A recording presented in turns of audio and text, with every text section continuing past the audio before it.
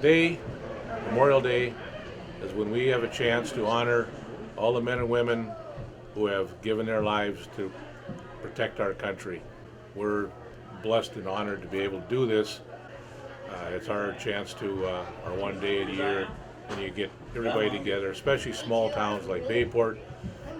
They come out and to support their hometown heroes because they've lost a lot of men and women over the years in the wars. We don't want to forget. Freedom isn't free.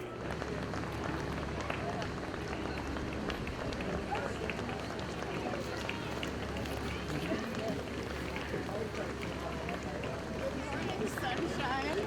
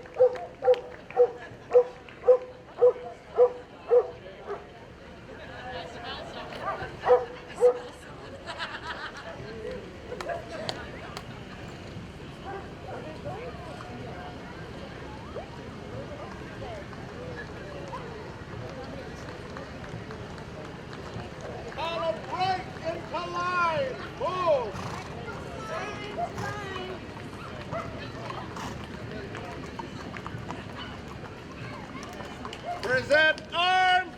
Move.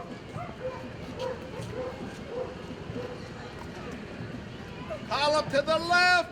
Move.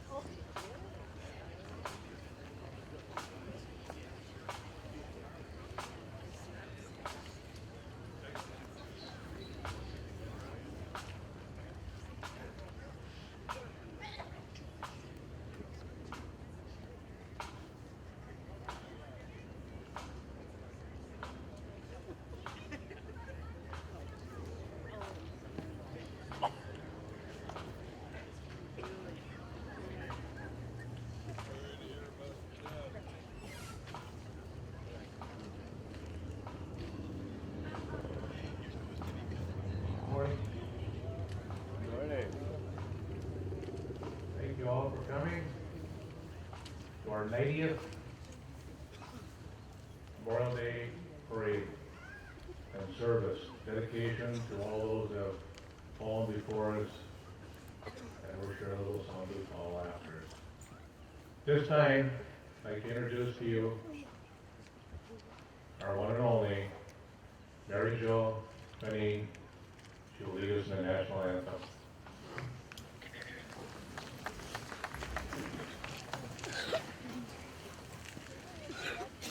Oh, say, can you see by the dawn's early light what so proudly we hailed at the twilight's last gleaming, whose broad stripes and bright stars through the perilous flight o'er the ramparts we watched were so gallantly streaming, and the rocket's red glare, the bombs bursting in air, gave proof through the night that our flag was still there.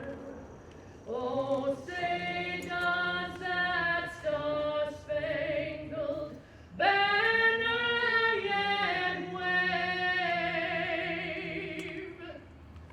o'er the land of the free and the home of the brave?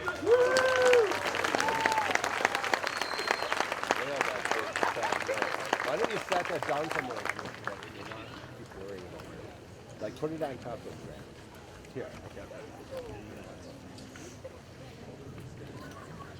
We ask as we play each of the armed forces teams, the members of those respective services, please stand to be recognized.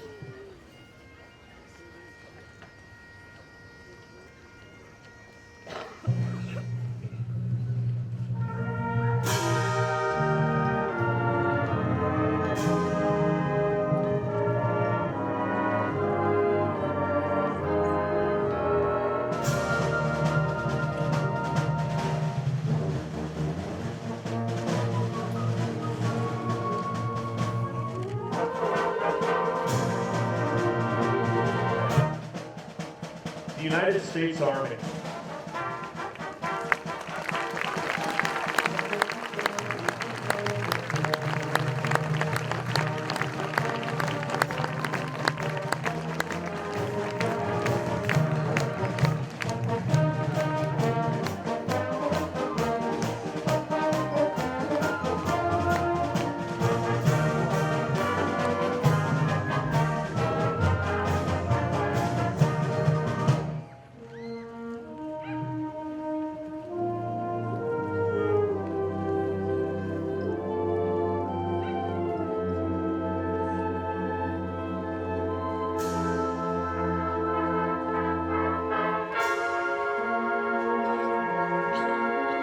The United States Coast Guard.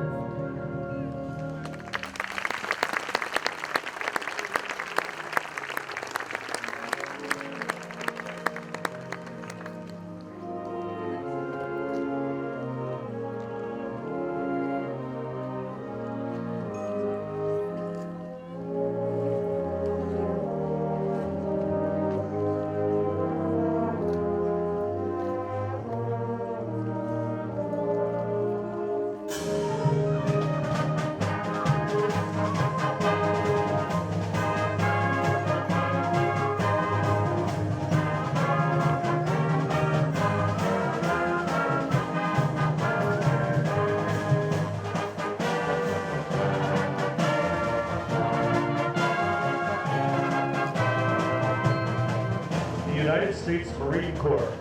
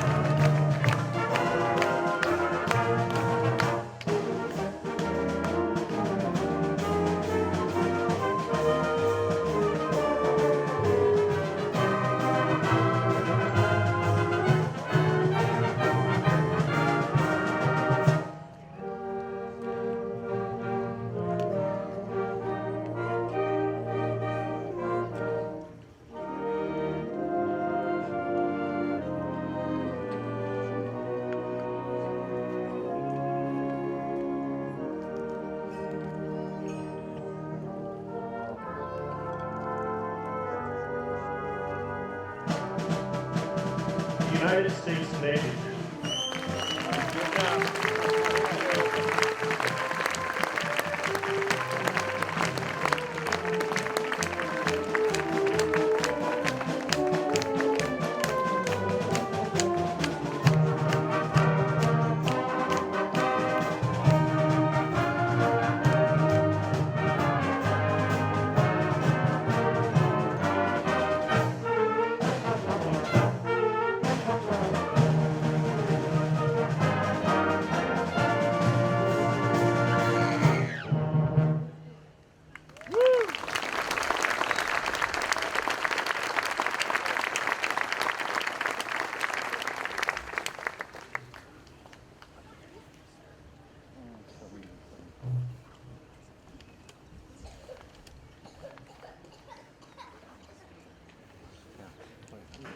Thank you, Stillwater Band. Aren't they the best?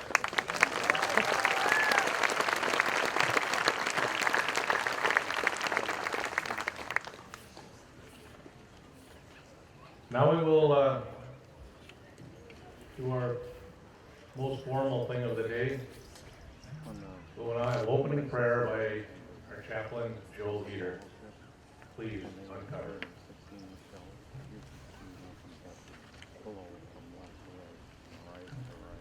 Almighty God, we pause on this day to remember with reverence our departed comrades, not only those who consecrate our country's soil, but those who sleep beyond the seas, and those who rest forever in the deepest oceans.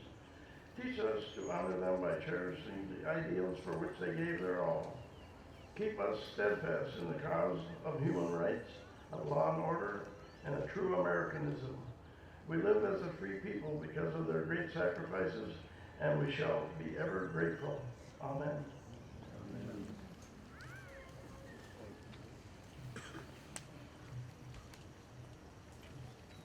Please all rise now and we'll do our pledge of allegiance to the flag.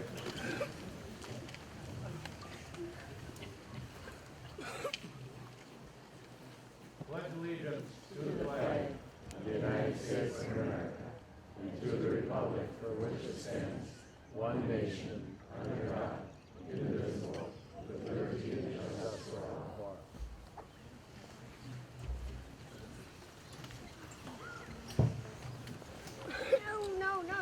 Now I'm going to introduce a few of our famous people today. First of all, our Grand Marshal, where is he hiding? Richard Porkchop Peterson.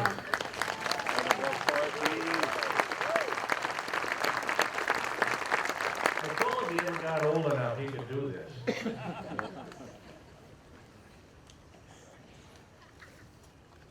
Well, let's see, who am I missing back here? Miss Jan Eater, our auxiliary president. You want to say a few words? I am not a speech giver, but I want to welcome you all today that came out to support and honor Veterans Day. I'm proud to be the president of the American Auxiliary in Bayport. We have nearly 1 million members, and we were founded in 1919. The Auxiliary administers hundreds of volunteer programs, gives tens and thousands of volunteer hours to its community and to the veterans. We raise thousands of dollars to support its programs, as well as charities still military treaty wall. The American Legion Auxiliary is the world's largest patriotic service organization. The Auxiliary embodies the spirit of America that has prevailed through war and peace. Our mission is to support the American Legion, to honor those who serve, and enhance the lives of our veterans and their families. Whoops. I have my second page. We have sent care packages to our servicemen and women serving overseas, letting them know that we care and that we care for them and what they do. We have sent 18 bundles of charity bundles to new moms at the VA hospital in Minneapolis. We will continue to support this program for years to come. We thank our servicemen and women who have lost their lives and the men and women serving now. We thank you from the bottom of our hearts, as freedom is not free. God bless our soldiers. Thank you.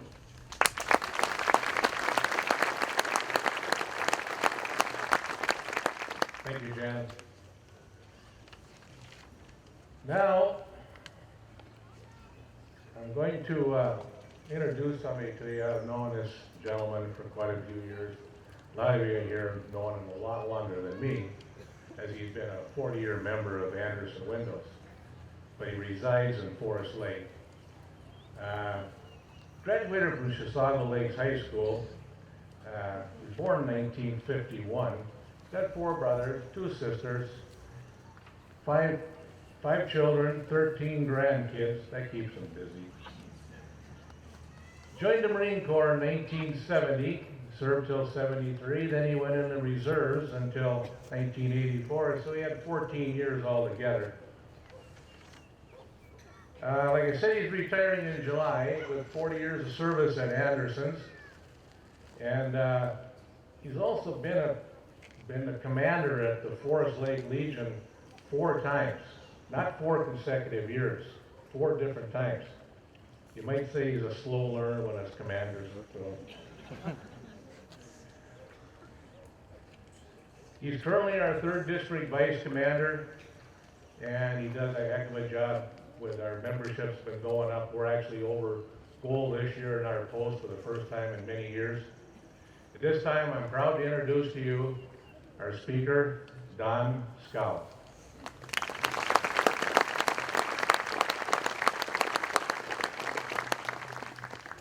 Good morning. Scripture tells us that there is no greater love than a man laying down his life for his friends. The men and women we honor and remember today have proven that they are not just friends to us as Americans, but they are friends to men and women in countries around the world. One such man, Sergeant William Stacy, epitomized what is meant to be a non-commissioned officer in the United States Marine Corps. He was described by a journalist embedded in Afghanistan as having a bright and concentrated flame within him that could cut through stone. He spelled death and failure for his enemies and gave life to his comrades. On January 23, 2012, the 23-year-old from Redding, California, already on his 4th deployment to Afghanistan, was killed by an IED blast while walking patrol in Helmand Province. Like many going into combat, Sergeant Stacy wrote a letter to be ready in the event that he would not come home. My death did not change the world, Sergeant Stacy wrote. It may be tough for you to justify its meaning at all, but there is a greater meaning to it. Perhaps I did not change the world, but there will be a child who will live because men left the security they enjoyed in their home country to come to his. And this child will learn in new schools that have been built. He will walk the streets not worried about whether or not his leader's henchmen are going to come and kidnap him. He will grow into a fine young man who will pursue every opportunity his heart could desire. He will have the gift of freedom, which I have enjoyed for so long. If my life buys the safety of a child who will one day change this world, then I know it was all worth it. Ladies and gentlemen, I would argue that the sacrifices made by Sergeant Stacy and countless other American heroes has indeed changed the world. There is a simplistic and naive belief that war doesn't solve anything. I suppose this is true unless you count the winning of America's independence, the preservation of the Union, the elimination of slavery, the toppling of fascist, imperialist, and terrorist regimes. Then I guess, war doesn't really count. 60 years ago, America was engaged in a horrific war on the Korean Peninsula. Many died there, so today many can live. 87-year-old Hubert Miller survived in combat World War II, but would not be alive today if it was not for the actions of Captain Emil Capon, who encountered Miller as he lay in a frozen and blood-drenched ditch in North Korea. Suffering from a grenade wound and a broken ankle, and now captured by the Chinese, Miller was lifted and carried by Father Capon, a Catholic chaplain, who selflessly put the needs of his fellow soldiers ahead of his own. When Miller protested, Capon simply said, "If I put you down, they will shoot you." Many other tales of Capon's heroics were later recalled by survivors of a North Korean prison camp. After coming down with pneumonia and dysentery, Capon died in the camp hospital that the POW called the Death House. For his heroism, Capon was posthumously awarded the Medal of Honor on April 11, 2013. Prior to Chaplain Capon's capture, all able-bodied men in his unit were ordered to evacuate when it was clear that the enemy was quickly surrounding them. Fully aware of his certain capture, Capon elected to stay behind to provide medical aid and comfort to his comrades. During the Medal of Honor presentation, President Obama said that Father Capon was an American soldier who didn't fire a gun, but who carried the mightiest weapon of all, the love for his brothers so powerful that he was willing to die so that they might live. We owe it to Father Capon, Sergeant Stacy, and nearly 1 million other men and women who have died defending America since our nation's founding, to live life to the fullest. We owe it to them, earn this, as Captain Miller implored his surviving comrades to do in Saving Private Ryan. A fictional story, but a dead-on accurate portrayal of the bravery demonstrated by American military again and again. We can earn this by remembering their families who have sacrificed so much. Long after the battlefield guns have silenced, the bombs stopped exploding, the children of our fallen warriors will still be missing a parent. Spouses will be without their life partners. Parents will continue to grieve for their heroic sons and daughters that have died way too early. We need to be there for them, not just as members of the American Legion family and other veterans, but as American citizens. Nobody can replace these fallen heroes, especially in the eyes of their families. But we can offer shoulders to cry on, assistance with educational expenses, and assurance that their loved one's sacrifice will never be forgotten. Americans must remember that freedom isn't free. In fact, it's only possible because our fallen heroes have paid this high price.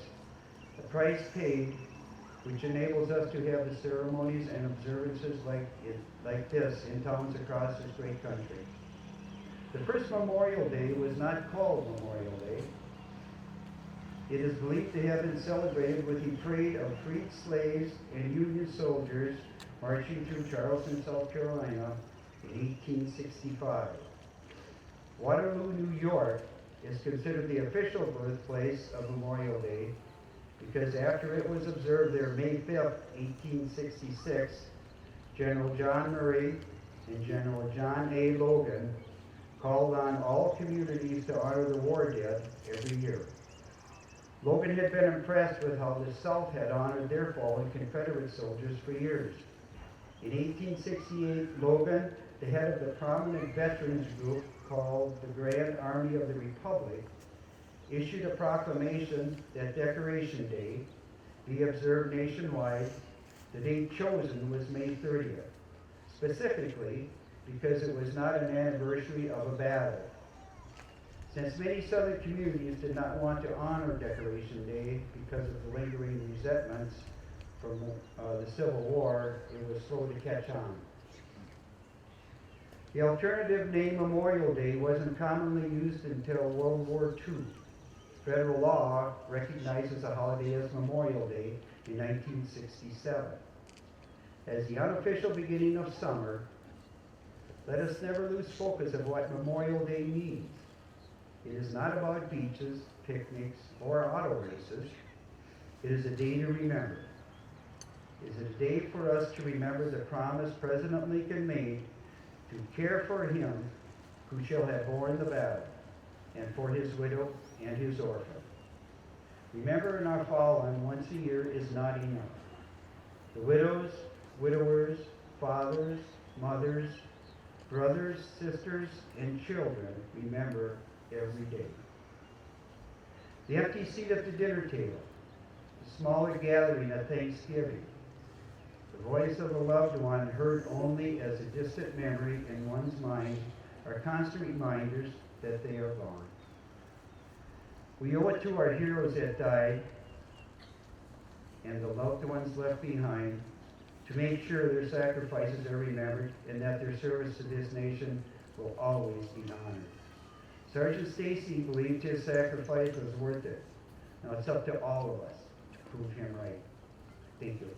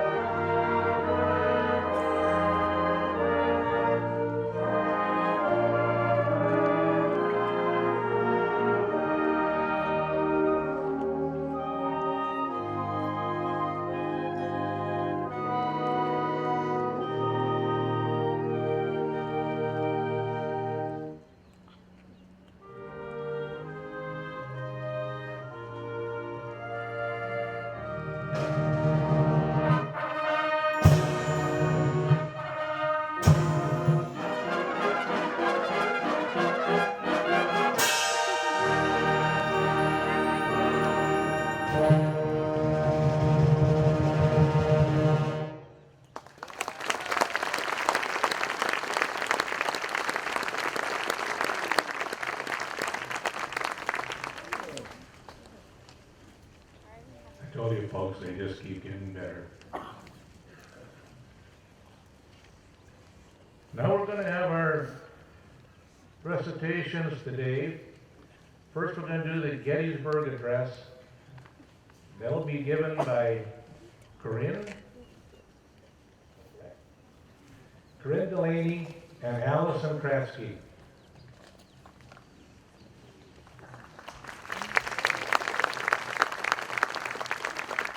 The Gettysburg Address.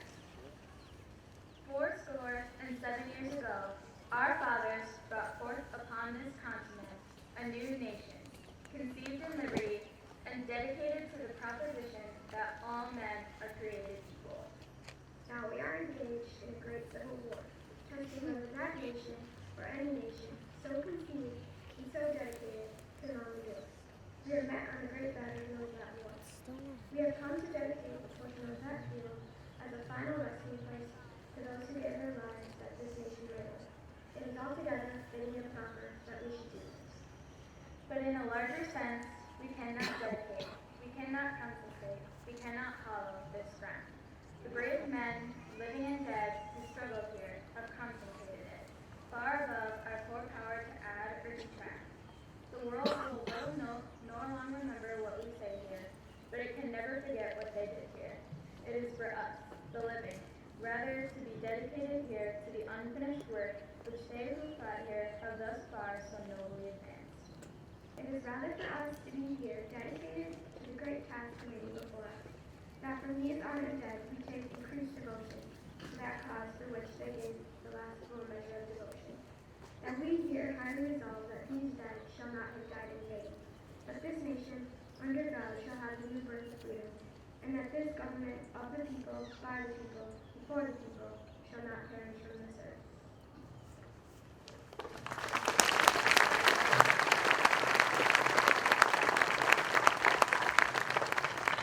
Thank you, ladies. Now we will have a recitation of the Flanders Field by Ella Hall and Will Culbertson.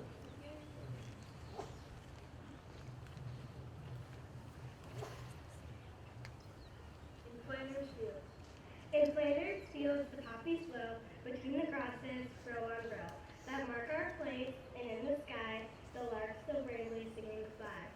Scares heard amid the guns below.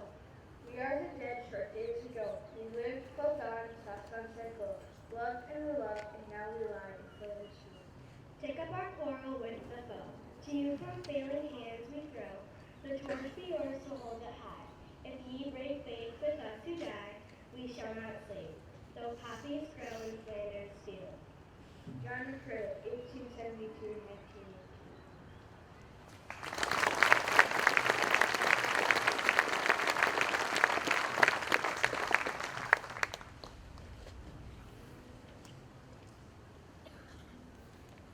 Thank you.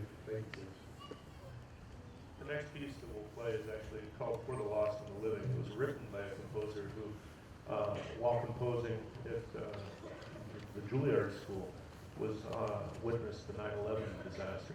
And he writes this piece not only for those who were lost in the many lives that were lost in the wars that followed, but for all of us, the living, who are here and can enjoy the freedoms that we have.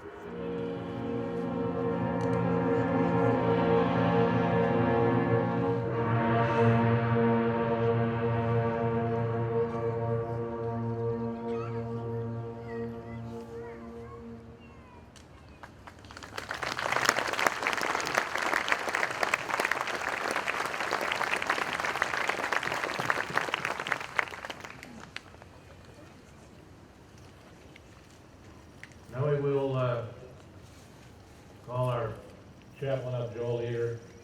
He will read off our portion of our list of our fallen comrades from this past year.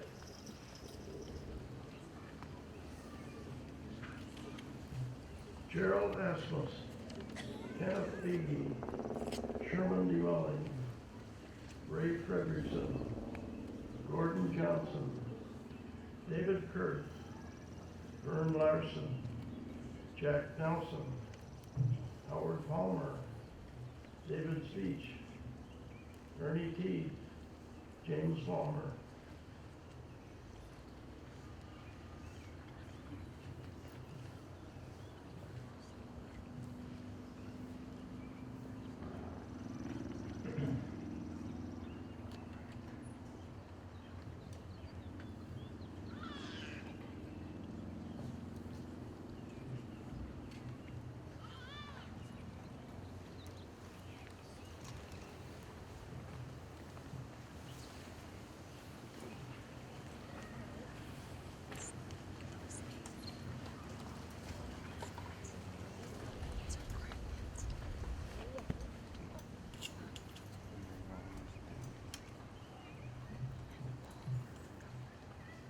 Military Rifle Squad, prepared to honor our fallen comrades.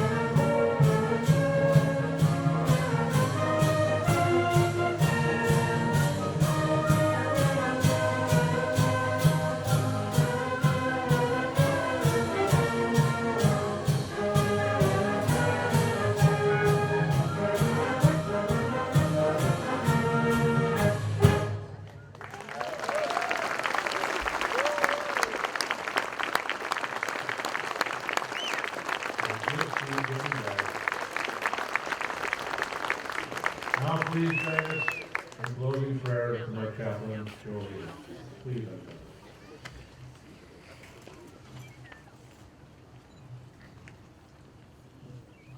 They shall not grow old, as we are left grow old. Age shall not weary them, nor the years them.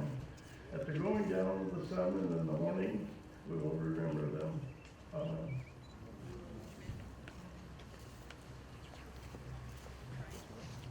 Well, folks, 90 years, and the good guy upstairs, he still took care of us. They didn't rain on our parade.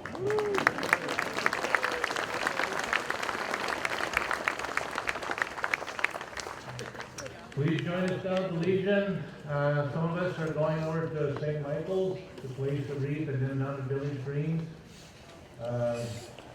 Just have a great day. Thank you all for coming out. Thanks all the volunteers. And God, thank that still like our high school band.